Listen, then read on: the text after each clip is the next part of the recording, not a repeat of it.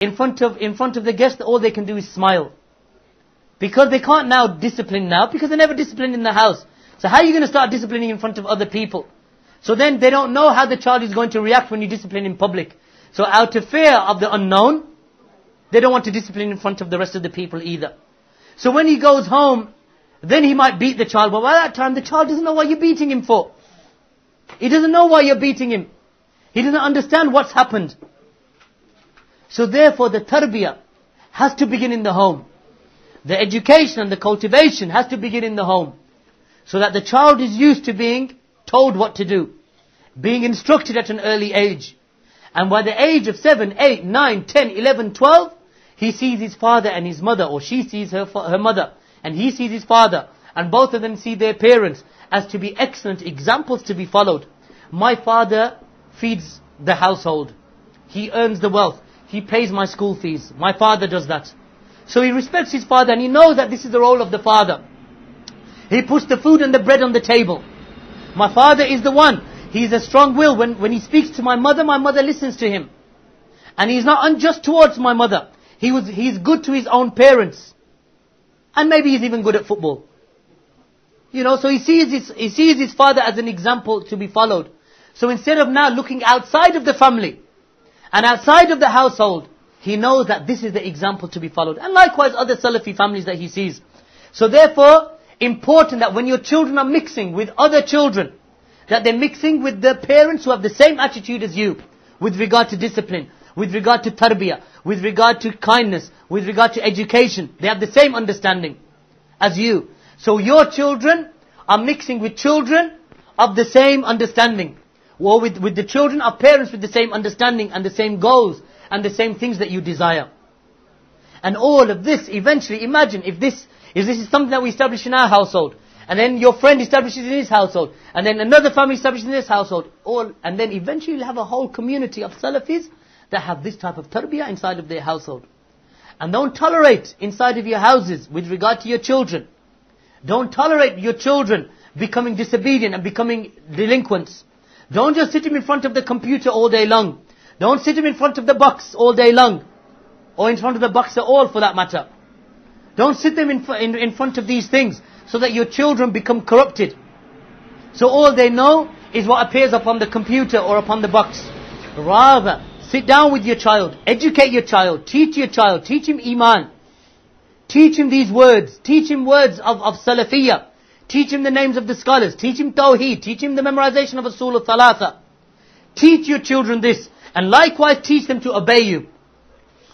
So that when the guest comes, the child is not running around the house like a maniac. And you're just smiling at your guest because you don't know what to do with your child. And you don't want to now discipline your child in front of guests because you don't want to enter into the unknown. Because you don't know how your child is going to react. He might start attacking you in front of your guests. So these kind of things have to be established in the home from the get-go. And they are established in the home not by beating. Even though the Prophet of Allah alayhi salatu wassalam, that the hadith of the Prophet of Allah sallallahu alayhi wasallam mentions that the Prophet of Allah used to keep a whip in a high place inside of the house as a means of deterrent for the family members. That they know that if they cross a certain line,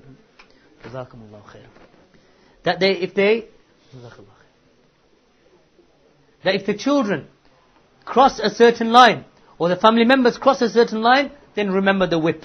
Not that it's ever reported in any hadith that the Prophet ﷺ ever used the whip. But it just shows that the Prophet ﷺ had discipline inside of his house. And discipline with regard to the children. And at the same time, that we allow our children to play at the time of play. So they work hard and they play hard. So when the time of play comes, let them play. The children in the time of the Prophet ﷺ, that they were allowed to play. And they used to play with other children of other companions. So don't restrict them off. So they become isolated. But play in good company. Even if it means that you have to take them to the park. And you kick around a ball with your kids. Or you put them upon the swings. And so on and so forth. So they see that my father is like this with me. So when he grows up, as many of you have had experiences with your own parents, that's some of the best of the memories that you'll have with regard to your childhood. And even though it's not common for every single person, but those by and large, and the majority of the people, that the greatest and the best memories that you have with your parents is that your mother and your father went out and they took you out somewhere. and you went to the park and your father used to push you upon the swing. And so on and so forth. That these are some of the good memories. So when you grow up, you want to do the same with your children. So if your mother and your father inculcated inside of your souls and your heart certain types of character and certain types of adab and character and akhlaq and good manners, then these are the same manners that you will pass on to your children.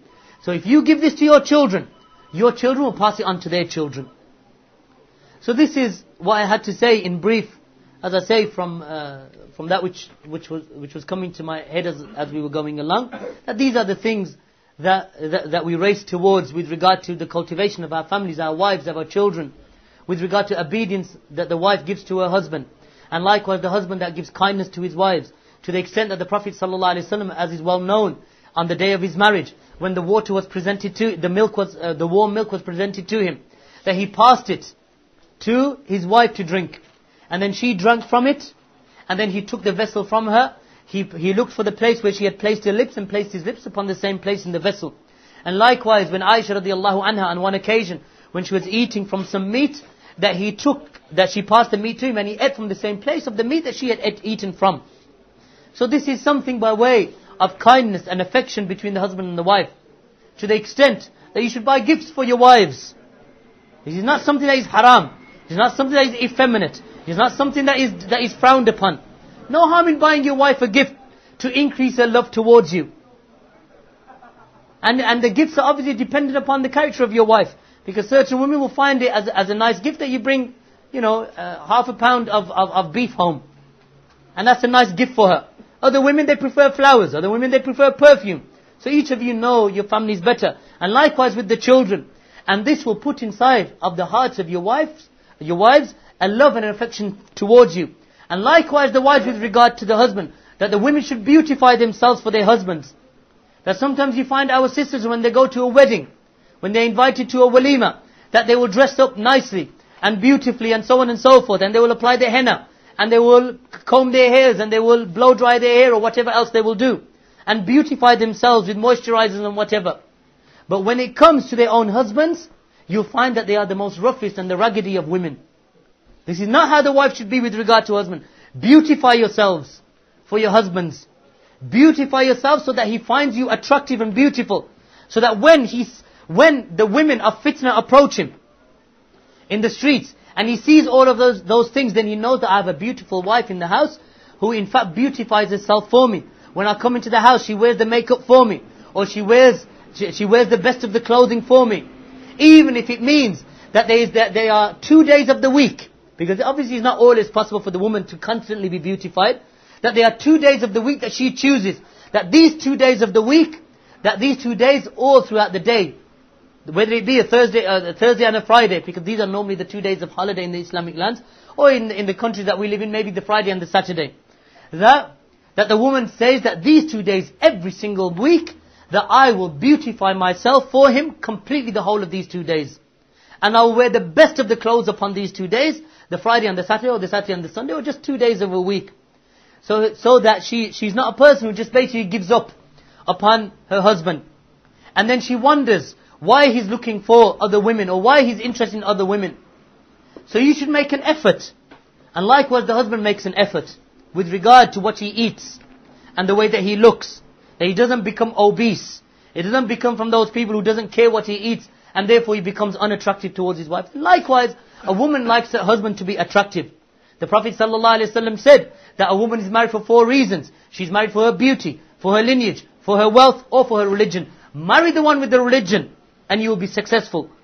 Does that mean that the other things aren't important? They are important.